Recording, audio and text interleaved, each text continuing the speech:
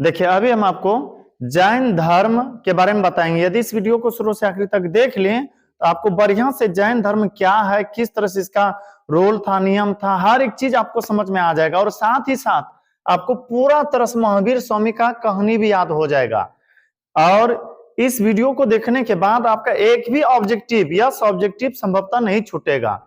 तो इसलिए इस वीडियो को शुरू से आखिर तक जरूर देखें, ताकि जितना भी स्टेप यहाँ पर लिखा हुआ है इस सारे स्टेपों को आपको आसानी से बहुत कम समय में समझा सके। तो ध्यान दीजिएगा। इससे पहले हम बौद्ध धर्म के बारे में बताए थे, संभवतः आप उस वीडियो को भी देखे होंगे। और अब हम आपको बताने वाले हैं जैन धर्म के बारे में।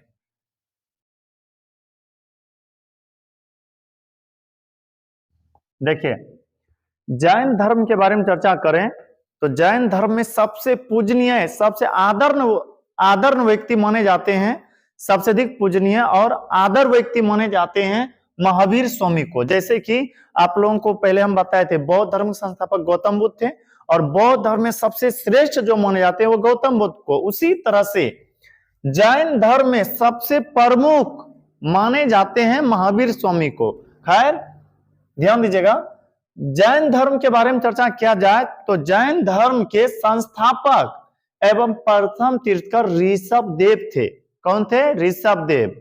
अब यहां पर थोड़ा समझिएगा, ऋषभ देव ने जैन धर्म को बनाया और वही जैन धर्म के प्रथम तीर्थकर बने थे। अब कहिएगा तीर्थकर क्या होता है? तो तीर्थकर का संबंध जैन धर्म से है। जैन धर्म के जो प्रमुख व्यक्ति हुए हैं उन्हीं को तीर्थकर कहते हैं। जैसे कि एग्जाम्पल के तौर पर बताते हैं, बिहार एक राज्य है, बिहार के मुख्यमंत्री वर्तमान में कोई न कोई है, तो मुख्यमंत्री जो है वह एक तरह से बिहार में एक तरह से प्रमुख नेता माने जाते हैं। ठीक उसी तरह से जैन धर्म में मेन जो व्यक्ति थे प्रारंभिक समय में वे थे ऋषभ देव। इसलिए ऋषभ देव को जैन धर्म का प्रथम तीर्थकर कहा गया। तो हो सकता है यहां से आपको ऑब्जेक्टिव पूछ दे कि जैन धर्म के संस्थापक कौन? ऋषभ देव। जैन धर्म के प्रथम तीर्थकर कौन? ऋषभ देव।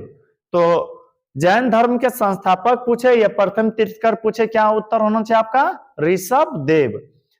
अब देखिए ऋषभ देव तो प्रथम तीर्थकर बन गए, उसके बाद दूसरा तीसरा चौथा कोई न कोई बने होंगे। जैसे कि बिहार के प्रथम मुख्यमंत्री थे डॉक्टर श्री कृष्ण सिंह, उसके बाद दूसरा तीसरा चौथा कोई न कोई बने होंगे। तो उसी तरह से जैन धर्म के प्रथम तीर्थकर एवं संस्थापक ऋषभ देव। ऋषभ देव के बाद दूसरा तीसरा चौथा इसी तरह से बनते बनते 23वां आ गया, और 23वां तीर्थकर बने थे पार्श्वनाथ। अब कहेगा 22 21 उधर जो था उसको क्या किए? तो उससे आपको कोई दिक्कत नहीं है, उससे संबंधित ज्यादा प्रश्न पूछा नहीं जाता है, शायद कभी कभी देखने के लिए मिलेगा, और नहीं के बराबर ही मानिए। हाँ, हमें लगा कि 23वां तीर्थकर के बारे में आपको बताना चाहिए, इसलिए लिखे हैं। जैन धर्म के 23वें तीर्थकर थे पार्श्वनाथ। कौन थे? पार्श्वनाथ। पार्श्वनाथ स्वामी भी एक शासक के पुत्र थे, उनके एक राजा के पुत्र थे, लेकिन इन्होंने गृह को त्याग दिया, उनके घर को छोड़ दिए, और घर को छोड़ करके 30 वर्ष के ही अवस्था में तपस्या करने के लिए चले गए, और तपस्या करके संपूर्ण ज्ञान की प्राप्ति इन्होंने भी किया था। किसने? पार्श्वनाथ ने। तो ध्यान से देखिए, जैन धर्म के 23वें तीर्थकर पूछे तो कहेगा पार्श्वनाथ। पार्श्वनाथ ने कितने वर्ष की अवस्था में गृह त्याग किया? कहेगा 30 वर्ष की अवस्था में। पार्श्वनाथ कहां के थे? काशी के थे। काशी में एक शासक थे, उन्हीं के पुत्र थे। कौन? पार्श्वनाथ। पार्श्वनाथ के बारे में चर्चा किया जाए तो इन्होंने उपदेश दिए थे, हिंसा न करना, सदा सत्य बोलना, चोरी न करना, संपत्ति न रखना। कहने का तात्पर्य पार्श्वनाथ ने आम लोगों को समझाने के लिए, अपने अनुयायियों को समझाने के लिए कहे थे, आपको हिंसा नहीं करना है, उनके एक दूसरे से झगड़ा नहीं करना है। उसके बाद सदा सत्य बोलना है, अर्थात यह कि हमेशा आपको सही सही बोलना है, कभी भी झूठ नहीं बोलना है। आजकल देखिएगा ज्यादातर लोग तो झूठ ही बोलने के चक्कर में रहते हैं। खैर कोई बात नहीं है, सदा सत्य बोलना, चोरी ना करना। पार्श्वनाथ स्वामी के द्वारा कहा गया था कि कभी आपको चोरी नहीं करना है। उसके बाद संपत्ति न रखना, धन दौलत जमा नहीं करना है। क्यों? क्योंकि धन जमा करने में कहीं न कहीं चूक हो जाता है, लोभ का कारण बन सकता है, धन पाप का कारण बन सकता है, चोरी का कारण बन सकता है। इसलिए धन संपत्ति मत जमा कीजिए। तो यह उपदेश था किनका? पार्श्वनाथ स्वामी का। अब कहिएगा ये काहे बता रहे हैं, तो सुनिए, आपको एक महत्वपूर्ण ऑब्जेक्टिव पूछा जाता है, वह यह कि महावीर स्वामी ने, सुनेगा, महावीर स्वामी ने पार्श्वनाथ के सिद्धांत में नया सिद्धांत क्या जोड़ा? तो याद रखिएगा ब्रह्मचर्य। ये 4 को सिद्धांत दिया गया था पार्श्वनाथ स्वामी के द्वारा, और 5वां इसमें ऐड कर दिए थे ब्रह्मचर्य। महावीर स्वामी का मानना था कि यदि आपको जीवन मरण दुख कष्ट से मुक्ति पाना है तो आपको ब्रह्मचर्य जीवन जीना चाहिए। कौन सा? ब्रह्मचर्य जीवन। तो याद रखिएगा पार्श्वनाथ के सिद्धांत में नया सिद्धांत ब्रह्मचर्य जोड़े थे। कौन? महावीर स्वामी ने। फिर से देखिए, जैन धर्म के संस्थापक एवं प्रथम तीर्थकर हुए थे ऋषभदेव, और 23वें तीर्थकर थे पार्श्वनाथ स्वामी, जो कि 30 वर्ष के अवस्था में गृह त्याग किए थे और यह काशी के थे। पार्श्वनाथ ने अपने सिद्धांतों में कहा था हिंसा न करे, सदा सत्य बोले, यानी कि हमेशा सही सही बोले, चोरी न करे, संपत्ति न रखे। अब आते हैं महावीर स्वामी के बारे में। महावीर स्वामी के बारे में यदि चर्चा करें तो महावीर स्वामी का जन्म 540 ईसा पूर्व में, कब? 540 ईसा पूर्व में कुंडग्राम वैशाली, जो कि बिहार में पड़ता है, कुंडग्राम वैशाली में हुआ था। याद रखिएगा महावीर स्वामी का जन्म 540 ईसा पूर्व में। अब कहिएगा ईसा पूर्व क्या? तो देखिए, अभी भारत के बारे में चर्चा करें तो भारत स्वतंत्र हुआ 1947 में, फिर भारत में संविधान लागू हुआ 1950 में। उसी तरह से यहाँ पर ईस्वी में यदि हम चर्चा करें तो आगे बढ़ते जा रहा है, लेकिन ईसा पूर्व में हमेशा पीछे घटते जा रहा था। जैसे कि इनका जन्म हुआ 540 ईसा पूर्व में, लेकिन मृत्यु हुआ है 468 ईसा पूर्व में। कि पहले आयु समय जो थे वह निगेटिव की ओर जा रहे थे। जैसे अभी 2024 है, अब आएगा 2025, लेकिन ईसा पूर्व में चर्चा करें ना, 2024 के बाद आने वाला है 2023, फिर 2022, फिर 2021, ईसा पूर्व में घटते जा रहा था। तो उसी तरह से आपको याद रखना है कि ईसा पूर्व में नेगेटिव चलता है, कि घटते हुए क्रम में चलता है। तो महावीर स्वामी का जन्म हुआ 540 ईसा पूर्व में। कहां हुआ? कुंडग्राम, जो कि वैशाली जिला बिहार में है। इनके पिता का नाम सिद्धार्थ था, पिता का नाम सिद्धार्थ। वहां गौतम बुद्ध वाला याद नहीं रखिएगा, आप पढ़ रहे महावीर स्वामी के बारे में। महावीर स्वामी के पिता का नाम सिद्धार्थ, और सिद्धार्थ ज्ञात्री कुल के राजा थे। किस कुल के? ज्ञात्री कुल के। तो हो सकता है पूछ दे महावीर स्वामी के पिता कौन थे? कहेगा सिद्धार्थ। किस कुल के थे? कहेगा ज्ञात्री कुल के। महावीर स्वामी के माता का नाम है त्रिशला। महावीर स्वामी के माता का नाम त्रिशला, जो कि चेटक की बहन है। चेटक एक शासक थे, उनके बहन का नाम है त्रिशला। तो खैर चेटक की बहन है, कौन है इतना याद रखना जरूरी नहीं है, बस यह आप याद रखिएगा कि महावीर स्वामी के पिता का नाम सिद्धार्थ और माता का नाम त्रिशला। यदि महावीर स्वामी के पत्नी के बारे में चर्चा करें तो इनके पत्नी का नाम है यशोदा। हो सकता है कभी कभी लगेगा कि भूल गए हैं, तो याद रखिएगा एक सॉन्ग के आधार पर कहते हैं माई यशोदा, मौ से महावीर, यो से यशोदा। महावीर की पत्नी है यशोदा। महावीर के पुत्री यानी कि बेटी का नाम है अनुजा प्रिय दर्शनी। महावीर स्वामी को एक भी पुत्र नहीं हुआ था, केवल पुत्री हुआ था, जिनका नाम है अनुजा प्रिय दर्शनी। और महावीर स्वामी के बचपन का नाम है वर्धमान। महावीर स्वामी के बचपन का नाम वर्धमान। फिर से देखिए, महावीर से जुड़ा हुआ बातों को दोहराते हैं। महावीर स्वामी का जन्म 540 ईसा पूर्व में हुआ। कहां पर हुआ? कुंडग्राम वैशाली बिहार में। पिता का नाम क्या था? सिद्धार्थ। माता का नाम क्या? त्रिशला। अच्छा, इनके पिता किस कुल के थे? ज्ञात्री कुल के। त्रिशला किनके बहन है? चेटक की बहन है। महावीर स्वामी की पत्नी का नाम क्या है? यशोदा। और पुत्री का नाम अनुजा प्रियदर्शनी। महावीर स्वामी के बचपन का नाम, छोटा जब कोई बच्चा होते हैं तो उसका कुछ न कुछ अलग नाम रहता है ना, शायद आपका भी बचपना हो कुछ न कुछ नाम होगा। आप देखिएगा गांव घर में बच्चा, यदि कोई गोरा है तो कहा जाता है गोरका, काला है तो ऐसे ही।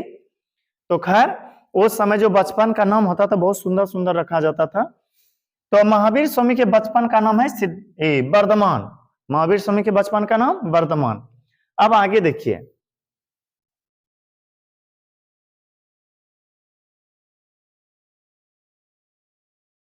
महावीर स्वामी के बारे में यदि चर्चा करें तो महावीर स्वामी के बारे में यदि चर्चा करें तो महावीर स्वामी 30 वर्ष के जब हुए तो वहां तक आते आते इनके माता पिता इस संसार को छोड़ के चले गए थे। अर्थात यह माता पिता के मृत्यु के बाद अपने बड़े भाई, इनके बड़े भाई का नाम था नंदीवर्धन, बड़े भाई का क्या था ना, नंदीवर्धन। अपने बड़े भाई नंदीवर्धन से अनुमति लेकर गृह त्याग कर लिए। कहने का तात्पर्य है कि महावीर स्वामी के माता और पिता की जब मृत्यु हो गई तो इनको लगा कि हमें दुख के बारे में जानना चाहिए। आखिर लोग दुखी क्यों हैं? संसार में हर एक लोग चाहते हैं कि हम सुखी पूर्वक रहे, लेकिन फिर भी लोग दुख क्यों पा लेते हैं, दुख उनको क्यों हो जाता है? तो दुख सुख के बारे में जानने के लिए उनको लगा हमें कुछ न कुछ खोज करना चाहिए। तो अपने माता पिता की मृत्यु के बाद 30 वर्ष की अवस्था में महावीर स्वामी अपने बड़े भाई नंदीवर्धन से आज्ञा लेकर, अनुमति लेकर संन्यास जीवन को स्वीकार कर लिए। और पता है 12 वर्ष तक कठिन तपस्या किए और अंत में जाकर साल वृक्ष के नीचे आप बहुत सारे पेड़ देखे होंगे, उन्हीं में से एक पेड़ होता है साल वृक्ष। साल वृक्ष के नीचे जिरिम्भी के निकट आप कहिएगा ये कौन सी है? आप देखिए आपका जहां भी गांव होगा तो सोचेगा ना, ऐसा लगेगा फलनमा के निकट मेरा गांव है। उसी तरह से जिरिम्भी के निकट रिजु पालिका नदी के किनारे तपस्या करते हुए संपूर्ण ज्ञान की प्राप्ति हुआ। फिर से देखिए 30 वर्ष की अवस्था में माता पिता की मृत्यु के बाद अपने बड़े भाई नंदीवर्धन से अनुमति लेकर सन्यासी जीवन को स्वीकार कर लिए और 12 वर्ष की कठिन तपस्या के बाद साल वृक्ष के नीचे जिरिम्भी के निकट रिजु पालिका नदी के किनारे तपस्या करते हुए संपूर्ण ज्ञान की प्राप्ति हुआ। अब शायद ऐसा लगता होगा कि नदी के किनारे क्यों तपस्या करते थे? सोचिए, आपको यदि जीना है तो पानी तो पीना पड़ेगा, तो जल आपको कहां मिलेगा? जंगलों में, नदी सबसे ही ना, तो इसलिए नदी के किनारे। अब कहेगा पेड़ के नीचे कहाँ है? आपको पता होगा पेड़ वह है जो कि आपको धूप से भी बचाएगा, गर्मी से बचाएगा, बारिश से बचाएगा, इत्यादि से बचाएगा। तो इसलिए पेड़ के पास ही तपस्या करना ठीक होता था। तो किस पेड़ के नीचे? साल वृक्ष के नीचे। किस नदी के निकट? रिजु पालिका नदी के तट पर, या जिरिम्भी के निकट रिजु पालिका तट पर। और पता है महावीर स्वामी को जब ज्ञान की प्राप्ति हुआ ना, ये 3 नामों से जाना गया। कितने नामों से? 3 नामों से। कौन कौन सा? जीन, आहर्त, निग्रंथ। अब कहेगा मतलब क्या होता है? तो देखिए लिख भी दिए हैं। जीन का अर्थ होता है विजेता, यानी कि यह तपस्या करके सफल हो गए, विजय प्राप्त कर लिए। आहर्त यानी कि पूज्य, उसके बाद यह पूजनीय व्यक्ति बन गए। निग्रंथ यानी कि बंधनहीन, इनको लगा कि संसार में एक दूसरे को अपना समझने से कोई फायदा नहीं है, दुख ही दुख है। जैसे कि आप लोग देखिएगा कई बार हम यह समझते हैं कि अब मेरा अपना आदमी है या उसका आदमी है, अपना रहता है तो लगता है कि इसको बचाए चाहे कितना झूठ बोलना पड़े।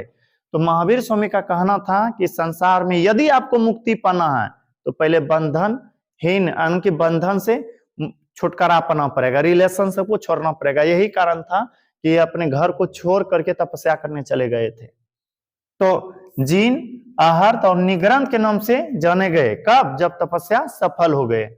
उसके बाद इनको लगा कि अब संसार के भलाई के लिए हमें उपदेश देना चाहिए, संसार के हित के लिए यानी कि भलाई के लिए हमें उपदेश देना चाहिए, यह सिखाना चाहिए कि मनुष्य को कैसे चलना है, यह सिखाना चाहिए कि मनुष्य को इस कष्ट से कैसे मुक्ति पाना है। यही सिखाने के लिए इन्होंने उपदेश देना शुरू किया।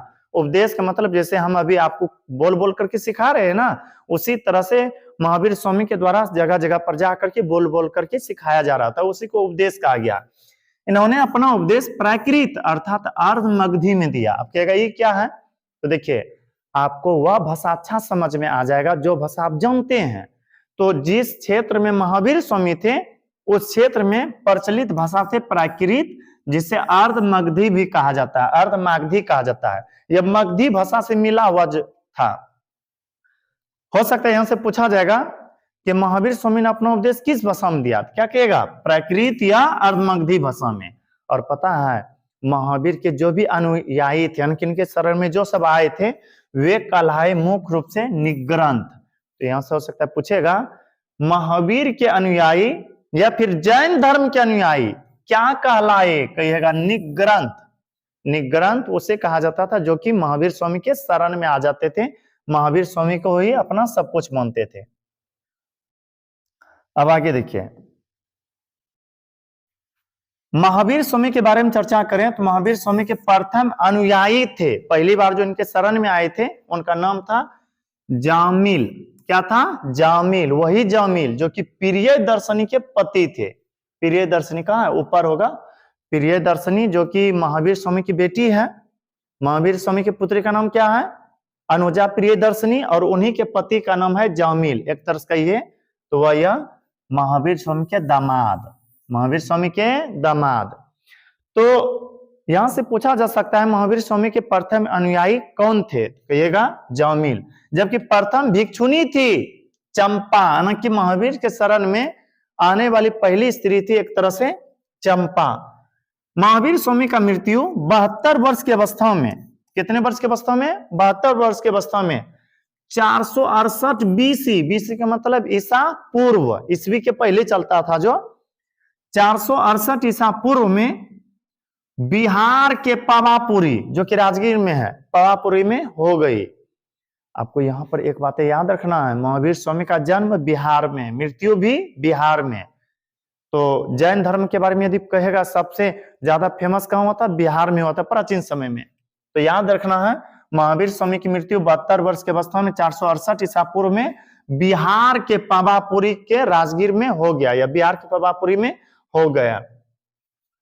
पता है महावीर स्वामी की मृत्यु के बाद जैन धर्म को ठीक से चलाने वाले नहीं बचे, और कोई ऐसा व्यक्ति नहीं हुए जो कि तपस्या करके ज्ञान की प्राप्ति कर सके। यही कारण है कि महावीर स्वामी, यही कारण है कि महावीर स्वामी जैन धर्म के 24वें तीर्थकर तो बने, 23वां था पार्श्वनाथ स्वामी और 24वां तीर्थकर महावीर स्वामी ही थे। महावीर स्वामी के बाद कोई भी तपस्या करके ज्ञान अर्जित नहीं कर पाए, इसलिए अंतिम तीर्थकर भी यही रह गए। अर्थात यह महावीर स्वामी के बाद और कोई तीर्थकर नहीं बने। तो हो सकता है आपसे पूछा जाएगा जैन धर्म के अंतिम तीर्थकर कौन थे? कहेगा महावीर स्वामी। और पता है महावीर स्वामी की मृत्यु के बाद कुछ समय के पश्चात जैन धर्म 2 भागों में टूट करके बढ़ गया। कौन कौन सा? तो एक श्वेतांबर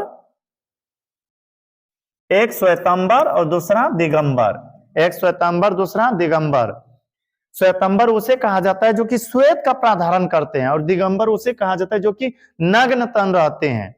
महावीर स्वामी जो जीवन यापन किए थे नग्न तन में, इनको उपदेश भी कहीं देने के लिए जाते थे ना, पूरा शरीर खुला हुआ रहता था ना, कि किसी भी वस्त्र से ढका हुआ नहीं रहता था। लेकिन आगे जाकर के 2 मत हुआ और 2 भागों में बट गया जैन धर्म। एक हो गया श्वेतांबर, एक दिगंबर। एक का कहना था कि हम वस्त्र को अभी भी धारण नहीं करेंगे जो कि दिगंबर कहलाए, और एक का कहना था हम वस्त्र श्वेत धारण करेंगे जो कि श्वेतांबर कहलाए। और पता है जैन धर्म में ईश्वर की मान्यता नहीं है। यदि कोई पूछे कि जैन धर्म में किसकी मान्यता नहीं है, तो कहेगा ईश्वर की, जबकि जैन धर्म में आत्मा की मान्यता है। जैन धर्म के लोग जो भी है ना, वे ईश्वर पर विश्वास नहीं करते हैं, सिर्फ और सिर्फ विश्वास करते हैं आत्मा पर। तो हो सकता है आपसे पूछा जाएगा जैन धर्म में किसकी मान्यता नहीं है? कहेगा ईश्वर का। जैन धर्म में किसकी मान्यता है? कहेगा आत्मा का। और पता है जैन धर्म के लोग पुनर्जन्म और कर्मवाद पर विश्वास करते थे। महावीर स्वामी का कहना था कि यदि आप अच्छे कर्म करते हैं तो अच्छा परिणाम निकलेगा, अच्छा जोहनी में जाइएगा ना, कि फिर से जो जन्म होगा अच्छा प्राणी बनेगा। और महावीर स्वामी पुनर्जन्म पर भी विश्वास करते थे। उनका कहना था कि जब तक आपको मोक्ष की प्राप्ति नहीं होता है, मोक्ष की प्राप्ति का मतलब जन्म मरण से मुक्ति पा जाना, ना कि आत्मा परमात्मा में मिल जाना। जब तक आपको मोक्ष की प्राप्ति नहीं होता है, तब तक आप इस जन्म से उस जन्म में, कि इस जोनी से उस जोनी में जाते रहिएगा। देखिए ऐसे तो बहुत कुछ अभी बताना है, लेकिन ज्यादा बताएंगे तो वीडियो बड़ा हो जाएगा। वीडियो ज्यादा बड़ा ना हो इसलिए यहीं पर रुकते हैं। इससे अधिक या फिर इससे आगे हम आपको अगला पार्ट में बताएंगे। ऐसे हो सकता है आपको कुछ समझने में कमी रह गया हो, तो एक बार इस वीडियो को जरूर फिर से देख लीजिएगा, ताकि जो भी डाउट है वह अच्छा से क्लियर हो जाए। देखिए, यदि यह वीडियो आपको अच्छा लगा हो तो हमारे वीडियो को लाइक करें, और यदि अभी तक हमारे चैनल को सब्सक्राइब नहीं किया तो कर ले, ताकि जो भी इस तरह से हम वीडियो अपलोड करें वह आप तक जल्दी से पहुंच सके। अब मिलते हैं अगला वीडियो में या अगला पार्ट में, तब तक के लिए धन्यवाद।